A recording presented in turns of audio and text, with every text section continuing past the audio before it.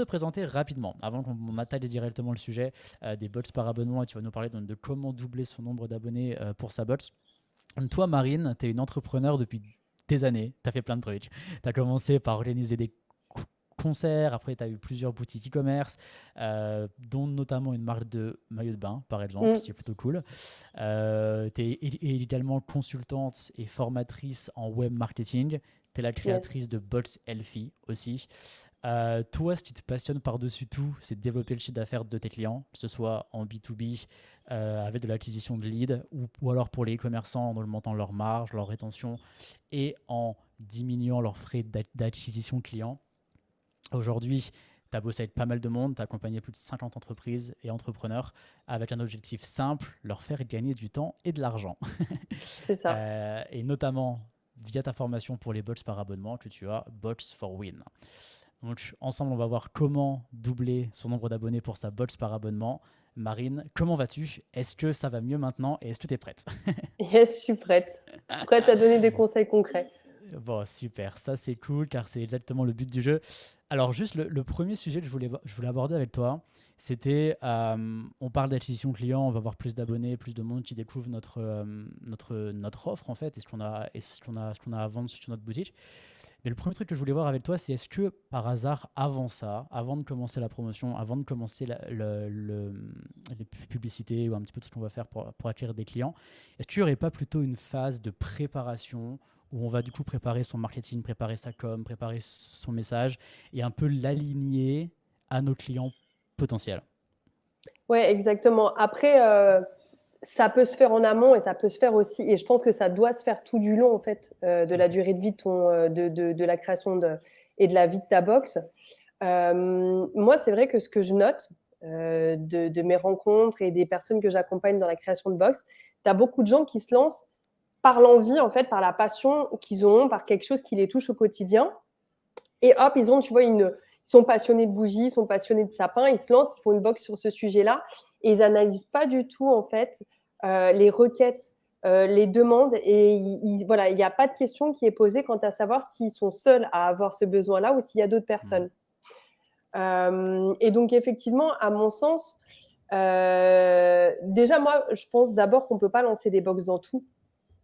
Je pense qu'il y a des sujets qui sont plus compliqués à développer que d'autres. Et l'un de ces points-là, c'est le taux de demande, le niveau de demande de certains secteurs. Mhm. Et du coup, c'est hyper important, effectivement, avant de se lancer, de prendre le temps de regarder si bah, déjà il y a d'autres personnes qui ont le même ressenti que nous, qui ont les mêmes types de recherches, qui sont intéressées par le même type de produit. Et ensuite, après, donc là déjà, tu regardes s'il y a la demande. Et ensuite, après, tu regardes aussi comment est-ce que les gens formulent leurs problématiques, comment est-ce qu'ils les verbalisent. Et ensuite, en fonction de ces éléments-là, tu vas revoir en fait le marketing de ton produit par rapport à ces informations-là. Je vois. C'est vrai que ça fait sens. Moi, c'est vrai qu'à chaque fois que je démarre un business, c'est parce que d'abord j'ai le problème et j'aime bien trouver la solution, tu vois, pour moi. Et après, d'ailleurs, je trouve des personnes qui effectivement ont le même souci que moi, tu vois, et comme ça, c'est mes clients, en gros. Et c'est vrai que ça fait sens déjà de se demander est-ce qu'il y a suffisamment de personnes qui ont le même problème que moi, les mêmes besoins que moi, pour que du coup, ça puisse en faire un vrai business, en fait.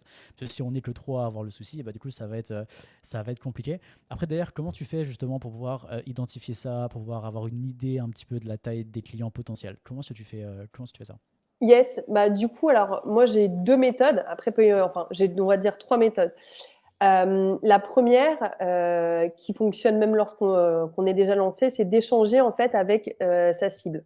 Donc, soit on est déjà lancé, on est sur les réseaux sociaux et donc on va interroger en fait nos followers, nos abonnés en story, en les appelant ou par mail. Donc, on leur demande bah, Hello, qu'est-ce qui vous a plu comment est-ce que vous expliquez votre problématique quel type de produit est-ce que vous cherchez. Vraiment, leur poser des questions énormément. Faut pas hésiter aussi à les appeler. Moi, en fait, quand j'ai fait, je t'expliquerai après comment j'ai fait évoluer Boxelcy, mais à partir du moment où j'ai décroché mon téléphone, où j'ai vraiment appelé mes abonnés, où j'ai cherché à comprendre, ah d'accord, qu'est-ce qui t'a plus plu, qu'est-ce qui te tracassait le plus. Là, c'est là où c'est hyper riche, en fait, et tu récoltes plein d'informations qui vont te permettre de pouvoir améliorer ton marketing. Tu vas pas changer ton produit, en fait, mais tu vas changer ton approche.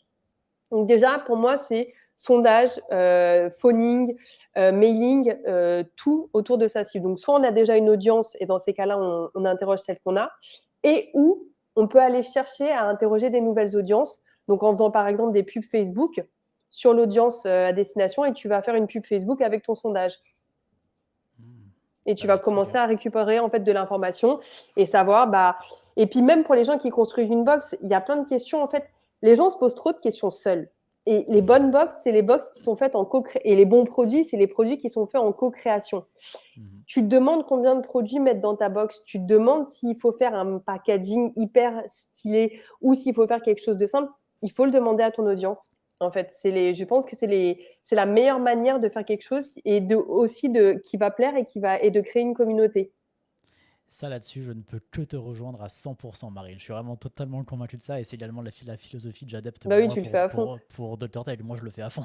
Tu l'as Bah vu. oui, c'est ça. Je pense dans toute la croissance qu'on a eu au niveau de Dr. Tech, on n'est pas ultra proactif. Par contre, on est ultra réactif. Où du coup, dès que la communauté a une demande, dès que vous voulez une nouvelle features ou un truc qui est important pour vous, etc. Comme c'est ultra risqué de réfléchir tout seul, comme tu l'as très bien dit, et de partir dans la mauvaise direction et de passer une tonne de temps à développer un truc qui en fait servira à rien, ou alors je sais pas, par exemple pour les bots développer un packaging qui serait un peu à côté de la plaque parce que au final le message qu'on met dessus c'est pas le message qui résonne vraiment avec notre audience. Du coup au final mieux vaut discuter avec eux, parler, avoir les informations, et une fois que effectivement on a toutes ces conversations là en tête, c'est vachement plus facile d'un seul coup de savoir quoi faire. Là-dessus, je ne peux que te rejoindre à 100%. Moi, un truc que je fais par rapport à Dr. Ted qui marche bien, c'est d'aller dans tous les groupes de e-commerce qui existent, tu vois, que ce soit en français ou en anglais, et derrière, de discuter du coup dans ces audiences qui existent déjà. Et j'ai fait ça beaucoup avant d'avoir ma propre audience. Est-ce que tu penses qu'au niveau des bots, en fonction des différentes industries, il y a moyen de faire la même chose, d'aller dans des audiences comme ça qui existent déjà et de du coup trouver des informations sans avoir besoin de redémarrer à zéro?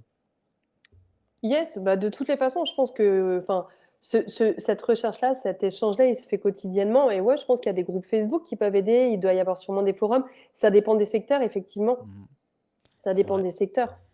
Mais totalement. Donc ça, c'est la méthode numéro 1. Et si je peux faire part de mon expérience, moi, quand j'ai lancé ma box, en fait, je m'appelais Box Minceur. Je peinais à me développer. Ça n'avançait pas et tout. Je comprenais pas, tu vois. Les gens, ils arrivaient, j'avais un taux de rebond énorme sur mon site internet. Il y avait du désabonnement et tout ça. Donc, tu vois, je peinais. Et puis, comme beaucoup de box, je me faisais que de me casser la tête à améliorer ma box et tout ça, mais seule dans mon coin. Et le jour où j'ai commencé à décrocher mon téléphone et à échanger avec mon audience, en fait, j'ai compris que derrière le mot minceur, les gens s'attendaient à un programme didactique, à quelque chose de très en fait encadré, alors que moi, mon approche était beaucoup plus en fait pédagogique et en fait d'insuffler des idées et de faire de la découverte. Et du coup, j'ai compris que ma minceur, en fait, je répondais pas aux besoins. Et en fait, les gens qui venaient, il y avait des gens qui étaient intéressés par ce que je pouvais proposer, mais ils venaient pas vu que je m'appelais minceur et que c'était contre-indiqué par rapport à leurs attentes. Et du coup, je me suis posée, j'ai revu ma box, j'ai mis moins de produits dedans, j'ai revu mon packaging, j'ai changé de nom, je suis devenue Box LC. Et là, clairement, en fait, tout était beaucoup plus cohérent. C'est-à-dire que le message sur mes pubs, le message sur mon site, le message à l'intérieur de mes box était beaucoup plus clair. Et là, c'est l'un des éléments qui m'a permis clairement je vivotais, tu vois, genre à peu près 100 abonnés par mois. Puis j'ai commencé à grimper à 300, 400. Il n'y a pas que ça. Je t'expliquerai aussi après, c'est au niveau de la pub que ça a changé les choses. Mais au niveau du positionnement, ça m'a beaucoup aidé.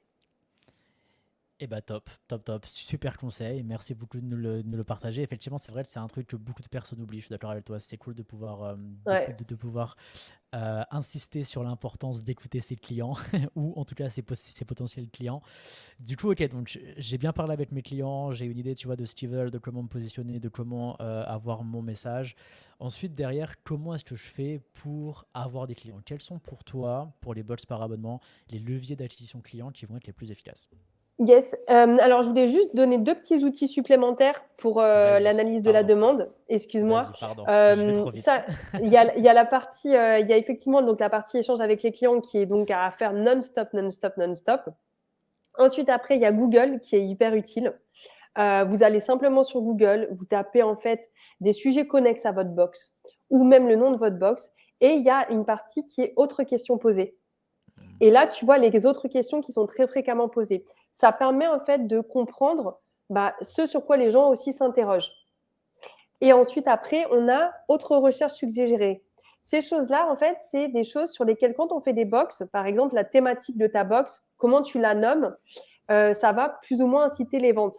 Moi, par exemple, quand j'étais dans l'alimentation healthy, tu avais des sujets qui, tu vois, si je faisais par exemple la box booster son métabolisme ou la box réduire son consommation de sucre, j'allais avoir plus ou moins d'abonnés. Et bien ça, en fait, savoir aussi, donc en savoir encore plus sur les principales requêtes, ça aide bien à, encore une fois, définir son marketing, les thèmes des box. Donc, deuxième astuce aussi, donc c'est Google. Et c'est vraiment un puits, en fait, où on peut trouver beaucoup, beaucoup d'informations. Et troisième outil, Ubersuggest. Moi, je suis archi fan de cet outil-là. En fait, lorsque j'accompagne, par exemple, les gens qui vont commencer une box, on a une première idée. Par exemple, là, dans mes vidéos, j'avais pris l'exemple de tu te lances dans une box de bougies. Maintenant, il faut regarder un petit peu quelles sont en fait les requêtes connexes. Et ben, on va se rendre compte qu'il y a bougies, bijoux. Et c'est par exemple un style de bougie à laquelle, à l'intérieur, il y a un bijou qui est caché. Donc, tu te rends compte que, ah ok, c'est peut-être un truc vers lequel je dois aller dans ma box. Tu vas voir qu'il y a do it yourself. Donc, tu vas te dire, et ça, c'est aussi important. Donc, aller sur Ubersuggest. Et surtout aussi, faut être flexible. Faut pas rester figé sur son idée. Faut apprendre à écouter. Et donc, on regarde les requêtes et tu te rends compte qu'il y a peut-être en fait un axe à prendre qui est autre que celui que tu avais envisagé en fonction du nombre de requêtes que tu trouves. Parce que vraiment, faut bien avoir conscience que lancer une box sur un truc qui n'est pas du tout recherché, où il n'y a pas de requêtes, où il n'y a rien du tout, tu vas être dans un travail en fait où tu vas devoir faire une totale pédagogie pour donner envie aux gens d'avoir besoin de ton produit et du coup, ça va te coûter beaucoup plus cher en marketing et en publicité. Ça là-dessus, c'est vrai qu'au final, je dis tout le temps la même chose que toi quand j'aide des startups, tu vois, à lancer leur projet.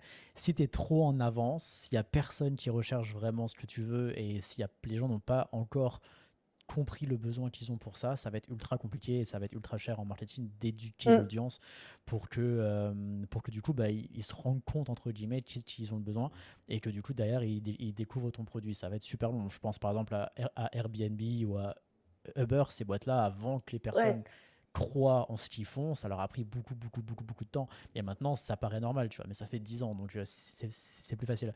C'est ça, mais ils ont Et frôlé la faillite. Enfin, ça a plein de été fois. genre, il y a eu des mouvements hyper difficiles. Donc, effectivement, les gens qui sont sur Dr Tech ou autre, je crois pas qu'ils soient en mode forcément levée de fonds ou autre. Donc, quand on est en autofinancement, quand on met à peu près maximum genre 5-10 000 euros dans le lancement de son projet, faut plutôt aller dans le simple. Et surtout, en plus, pour le premier projet, aller dans les choses sur lesquelles il y a de la demande, déjà se faire la main avant d'aller évangéliser des choses que personne ne fait. C'est vrai. T'as 100% raison, j'adore ces conseils-là. T'as d'autres outils à nous partager Non, voilà, c'était les trois. Il y en a plein ou d'autres, c'est good. mais là, déjà, c'est les trois. Sinon, faut trop développer. Super, du coup, on a bien utilisé tout ça. J'ai une idée de mon positionnement. Ensuite, du coup, comment je fais pour avoir mes clients? Est-ce que tu as des conseils OK. pour ça? Donc, la deuxième chose, on va encore être aussi sur une phase d'analyse qui est importante. Alors, je vais te faire part en fait de mon expérience. Donc, bon, comme je l'explique au début, moi, j'ai lancé ma box. J'ai vraiment galéré pendant 2 mois, enfin pendant 2 ans. J'ai lancé comme ça par passion, mais c'était pas du tout stratégique et autre. Et en fait, je faisais tout en fait. Je faisais tous les leviers d'acquisition, mais un petit peu de tout, mais vraiment pas beaucoup de. En fait, j'étais bonne dans aucun des leviers et ça peinait à décoller. Et puis, il y a en fait, il y a alors, ce qui m'a permis en fait de devenir meilleure, c'est d'analyser en fait ce qui générait du trafic à mes concurrents et aux gens dans mon secteur. Donc, encore une fois, je vais revenir vers un outil, des outils que j'apprécie bien, qui permettent de faire de l'analyse en amont. C'est SimilarWeb et SimilarTech. Ok. Alors, c'est deux outils, en fait, qui vont vous permettre de voir quelles sont les sources de trafic des gens, des confrères, des concurrents ou des gens de votre secteur. L'idée, en fait, c'est que lorsqu'on n'a pas beaucoup de fonds, on va essayer de regarder qu'est-ce qui fonctionne pour les gens qui s'adressent à ma cible. Donc, SimilarWeb, c'est un outil qui va fonctionner sur les sites énormes et qui va vous permettre de regarder les sources de trafic des sites qui s'adressent à votre cible. Vous allez pouvoir vous rendre compte des réseaux sociaux en fait qui leur génèrent, qu'ils utilisent, est-ce qu'ils font du mail, est-ce qu'ils font du search, est-ce qu'ils font de la pub.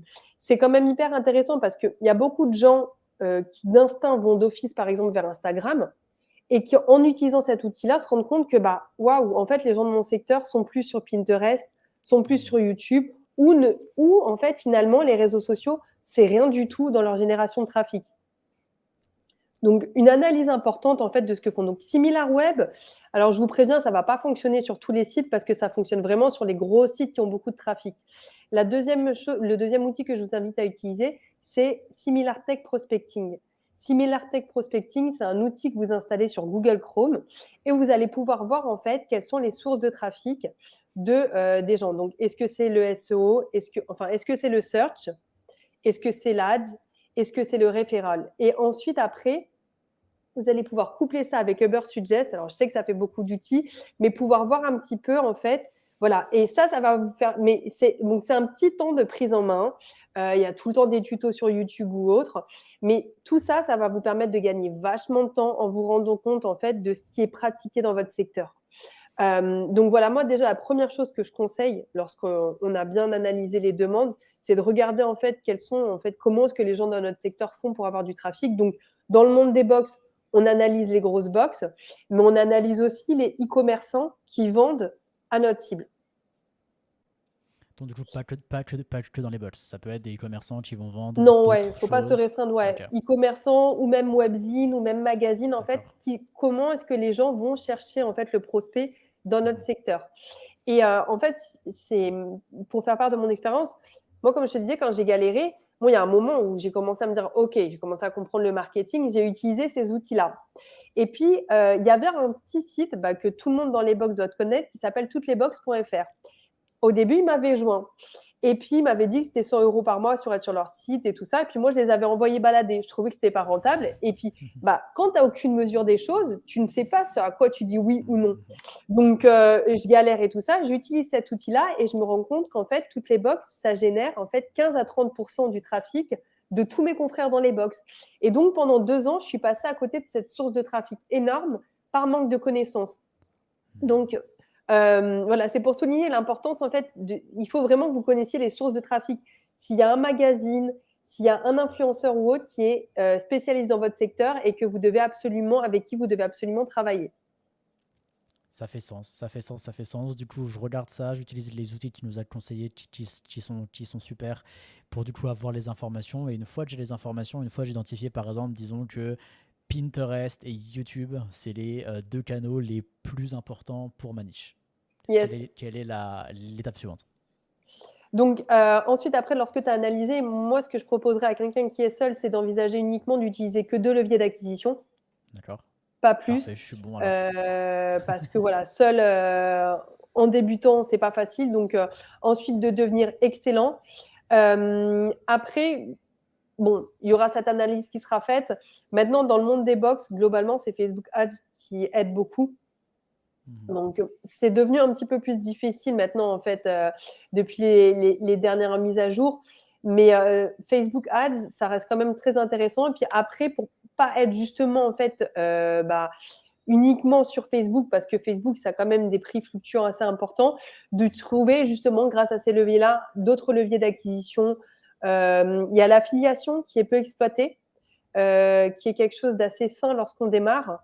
Ça permet en fait d'avoir du trafic et de payer uniquement lorsqu'on fait des ventes. Donc ça, c'est un levier que j'invite pas mal de mes élèves à utiliser et que j'explique en fait comment développer en formation parce que tu n'as pas d'argent à avancer et que tu payes que quand tu fais des ventes. C'est vrai que ça paraît cool. C'est vrai que ça paraît cool. Après, du coup, derrière, pour trouver des affiliés, tu passes par quoi? Tu passes, je sais pas, par des influenceurs, par exemple, ou par des blogs, par des choses comme ça, ou Moi, t'es je fais toujours vraiment la même très chose. ouverte? D'accord. Analyse, je regarde mes concurrents. Toujours la même chose Ok. sur Uber Suggest.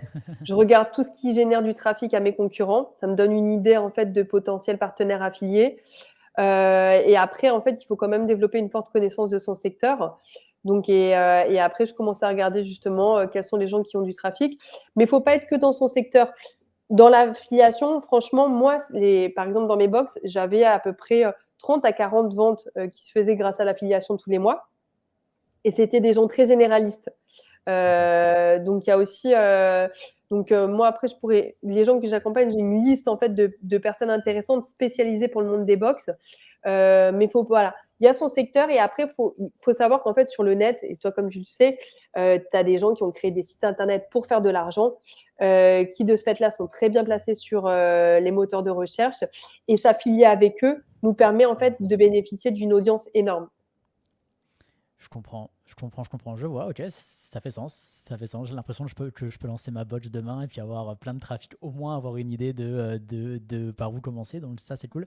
Marine, ça fait déjà 20 minutes, ça passe ultra vite. Ah Du coup, mince, waouh, on, c'est on- rapide. on arrive à la fin du temps. Il y avait un troisième sujet quand même que je voulais aborder avec toi. Donc rapidement, Ouais, si on peut le couvrir assez vite pour pas me mettre trop en retard ok, après pour les d'accord. autres speakers, c'était par rapport à la rétention. Parce que du coup, on a vu comment se positionner, comment avoir le message, comment avoir les clients.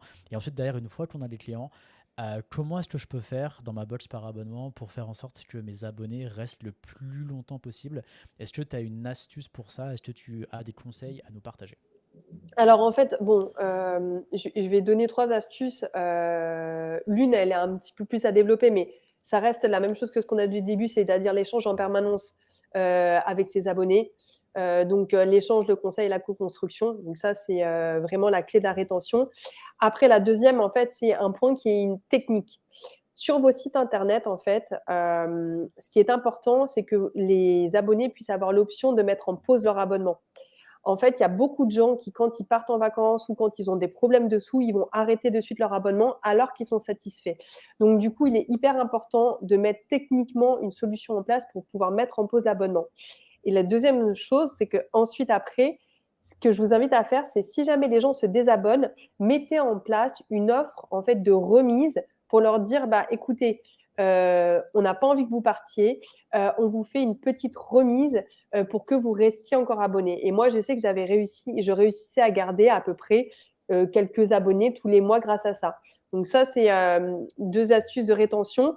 Et puis après, un point qui est aussi important aussi pour maximiser tout le travail qu'on fait, c'est relancer les cartes cadeaux.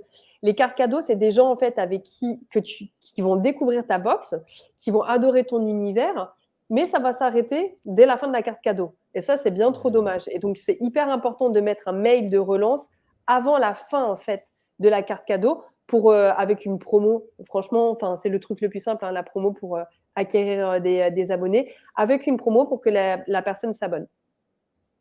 Super, super, super. C'est cool. On peut faire tout ça en plus sur Dr. Ted, donc c'est le top.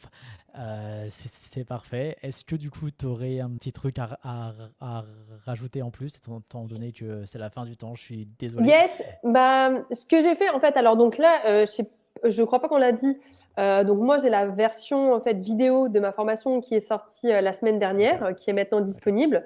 Donc il y a 2 versions. Il y a une version boss pour les gens qui démarrent. Il y a une version expert pour les gens qui veulent aller encore plus loin en termes de savoir. Donc c'est 30 heures de cours vidéo plus du coaching avec moi directement, plus l'accès à des coachings en groupe et au groupe Boss de Boxe. Et donc là, du coup, ce que j'ai fait, c'est que j'ai préparé une promo spéciale en fait pour les gens qui ont écouté Ecomex. 100 euros de remise avec le code Ecomex12. Super. Et du coup, Voilà, jusqu'à la fin du mois. juste à la fin donc jusqu'au 31 décembre. Yes. Ok, super. Donc du coup, comment est-ce qu'on peut te contacter? Comment est-ce qu'on peut aller voir ce que tu fais? Box4win.com. Et il y a tout dessus, voilà. Vous retrouverez. Moi, je vous invite à rejoindre le groupe Facebook aussi. On partage beaucoup Ok. de savoir. Je crois que tu as gardé le groupe, tu as pu voir. Ouais, On partage effectivement. beaucoup d'infos, on fait beaucoup d'entraide, voilà, il y a des lives et autres. Déjà de rejoindre le groupe Facebook pour échanger et découvrir un petit peu plus ce qu'on fait. Au top. Merci beaucoup, Marine. Bah, merci C'était à toi, super. Martin.